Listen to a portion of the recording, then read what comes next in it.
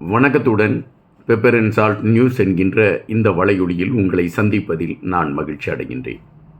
தலைவர் இருக்கிறார், தலைவரை சார்ந்தவர்கள் இருக்கிறார்கள் என்கின்ற செய்தி அவ்வப்போது பரவுவதும் அது சார்ந்த கருத்துகள் எடுத்து வைப்பதும் தொடர்ச்சியாகவே நடந்து கொண்டிருக்கின்றன. சுமார் 1.5 வருடங்களாக இது சார்ந்த பதிவுகள் வலுவடைந்து கொண்டிருக்கக்கூடிய ஒரு களத்தை எட்டிக்கொண்டு இருக்கின்றன.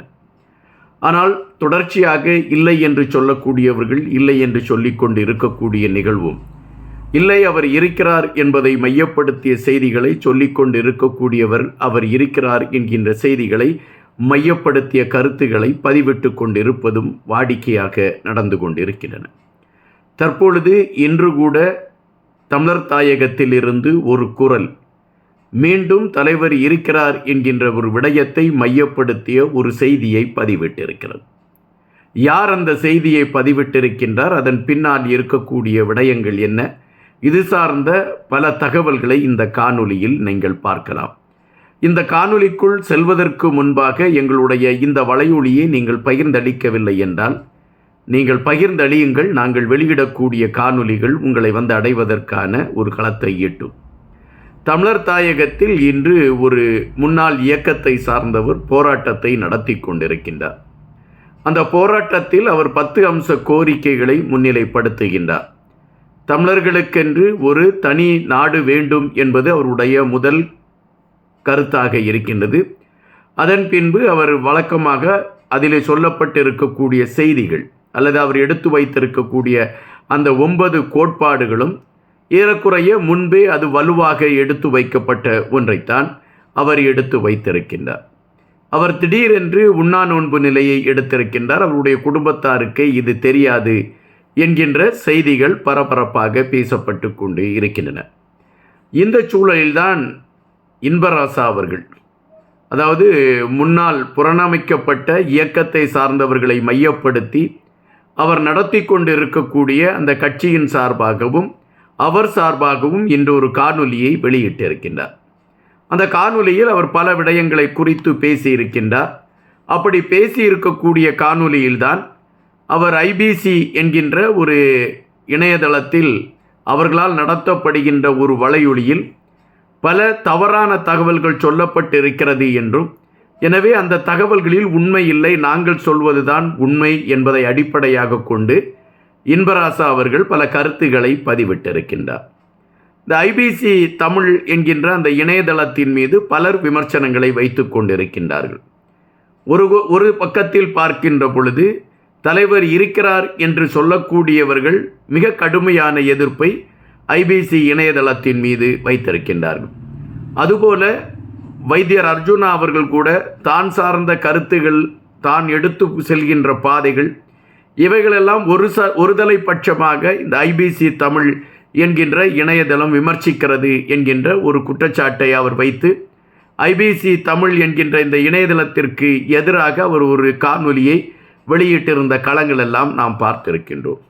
இப்பொழுது நமக்கு பிரதான களம் ஐபிசி தமிழ் என்கின்ற இணையதளம் தமிழர்களுக்கு ஆதரவாக செயல்படுகிறதா அல்லது தமிழர்களுக்கு ஆதரவாக செயல்படுகிறேன் என்பதை கையில் எடுத்துக்கொண்டு தமிழர்களுக்கு எதிராக செயல்படுகிறதா என்கின்ற கேள்வியெல்லாம் நமக்கில்லை. 2 சர்ச்சைகள் எழும்பியிருக்கின்றன, இல்லை 2 எதிர்ப்புகள் எழும்பியிருக்கிறது என்பதைத்தான் நாம் இங்கு பதிவு செய்ய எடுத்துக்கொண்ட ஒரு களம். இப்பொழுது இன்பராசா அவர்கள் குறிப்பிட்டிருக்கக்கூடிய விடயம் என்ன என்பதை குறித்து நாம் பார்க்க வேண்டியது இருக்கின்றது. 1.5 வருடத்திற்கு முன்பாக தலைவருடைய மகள் வருகிறார் என்கின்ற செய்தியும், அவர் மக்களோடு மக்களாக களத்தில் நின்று அரசியல் ரீதியான களங்களை எடுத்துக்கொண்டு போராடுவதற்கு தயாராகி கொண்டு இருக்கிறார் என்கின்ற செய்தியும் சொல்லப்பட்டது உண்டு. அதன் அடிப்படையில் ஒரு குறிப்பிட்ட நாளில் அவர் தான் சார்ந்த கருத்துக்களை எடுத்து வைத்த ஒரு களங்களை எல்லாம் நாம் பார்த்தோம். அப்படி பார்த்த பொழுது அதை குறித்து விமர்சனங்களும் எடுத்து வைக்கப்பட்டதுண்டு.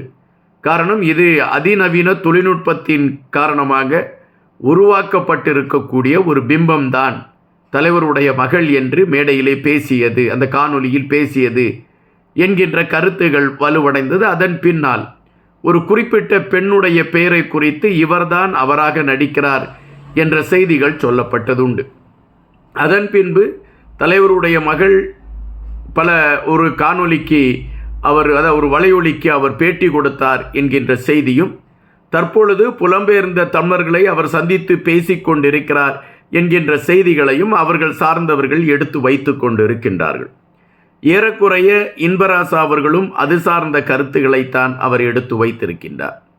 ஐபிசி தமிழ் என்கின்ற அந்த இணையதளத்தில் கொடுக்கப்பட்டிருந்த, அந்த இணையதளத்தின் சார்பில் நடத்தப்பட்டு கொண்டிருக்கக்கூடிய தடம் என்கின்ற அந்த வலையொலியில் குறிப்பிட்டிருக்கக்கூடிய செய்திகள் ஏற்புடையதல்ல, அல்லது ஒரு குறிப்பிட்ட ஒருவரை அழைத்து வந்து அவர்கள் பேச வைத்திருக்கிறார்கள், அவர் இயக்கத்தில் இருந்தாரா அல்லது இயக்கத்தோடு செயல்பட்டாரா என்கின்ற விடயத்திற்கு பின்னணியில் பல செய்திகள் இருக்கிறது என்கின்ற ஒரு கருத்தை பதிவிட்டிருக்கின்றார். அதுபோல இன்பராசா அவர்கள் குறிப்பிடுகின்ற விடயம், தலைவருடைய மகள் இப்பொழுது அரசியல் ரீதியான அல்லது அகிம்சை ரீதியான செயல்பாடுகளை கையில் எடுத்துக்கொண்டு அது சார்ந்த களங்களை அவர் செயல்படுத்தி கொண்டிருக்கின்றார். அதை குறித்த செய்திகள் வந்து கொண்டிருக்கின்றது. இதை பொறுக்காமல் தான் ஒரு சிலர் தவறான கருத்துக்களை பதிவிட்டு கொண்டு இருக்கிறார்கள் என்கின்ற செய்தியை சொல்லி தலைவரை சார்ந்தவர்கள் உயிரோடு இருக்கிறார்கள், இதில் எந்த அளவிற்கும் ஐயமில்லை, கண்டிப்பாக காலம் அதற்கான ஒரு விடிவை கொண்டு வரும், அதுபோல ஒரு 5 வருடத்திற்குள் தமிழர்களுக்கான தனிநாடு கண்டிப்பாக அமைக்கப்படும் என்கின்ற கருத்தை இன்பராசா அவர்கள் எடுத்து வைத்திருக்கின்றார். நேற்று அவர் வெளியிட்டிருக்கக்கூடிய காணொலியில் இந்த கருத்துக்களை மையப்படுத்திய செய்திகளை வெளியிட்டிருக்கின்றார். முன்பெல்லாம் தலைவர் இருக்கிறார் என்கின்ற செய்தி வருகின்ற பொழுது அந்த செய்தியை மையப்படுத்திய தகவல்களுக்கு ஒரு வலுவான தளம் இருக்கும். பெரும்பாலானவர்கள் அதில் உண்மை இருக்கிறதோ என்கின்ற ஐயப்பாடோடும் அன்று என்கின்ற ஆவலோடும் அந்த செய்திகளை அவர்கள் தேடி பார்க்கக்கூடிய ஒரு களம் இருந்தது.